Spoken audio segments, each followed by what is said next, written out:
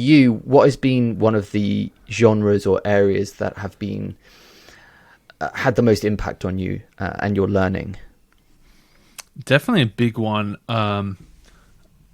was philosophy. And the reason I think it had the biggest impact was because I had the least interest in it.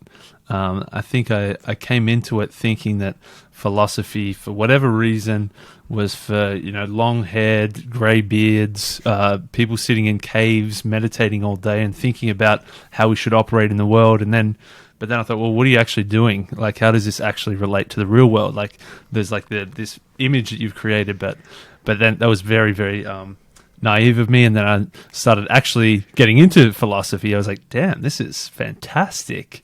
This is stuff that I just put in like the back of my mind as just for real wankers, for real self-congratulatory type of stuff. And I thought that I was never interested in it. And then a seed was slowly planted that I almost was reading philosophy without even realizing I was reading philosophy, and now I love it.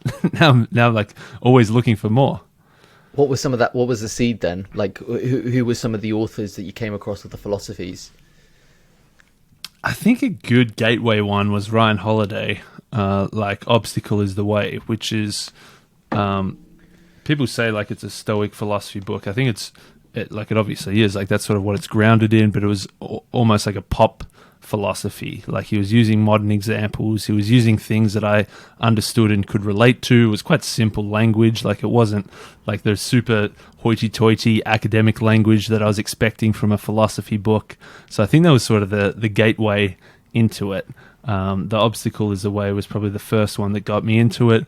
Loved his other book, Ego is the Enemy, and I guess from there then sort of started exploring broadly into Stoic philosophy, and then since then sort of even broadening out further and further. I would say like along the journey of from where I was to philosopher, I'm probably only like 3% of the way there, but it's a big 3%. From 0 to 3 is a big jump.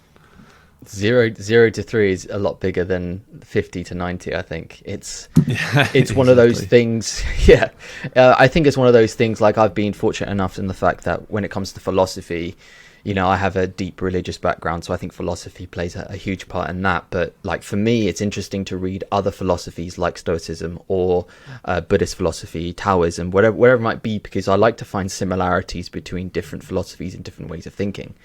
And I always talk about, it'd be interesting to get your point of view on this, is like the way I think about books is like a wall. Because I always get asked, like, what is the book that's changed your life? Kind of, what was the one book? And I'm like, there's not one.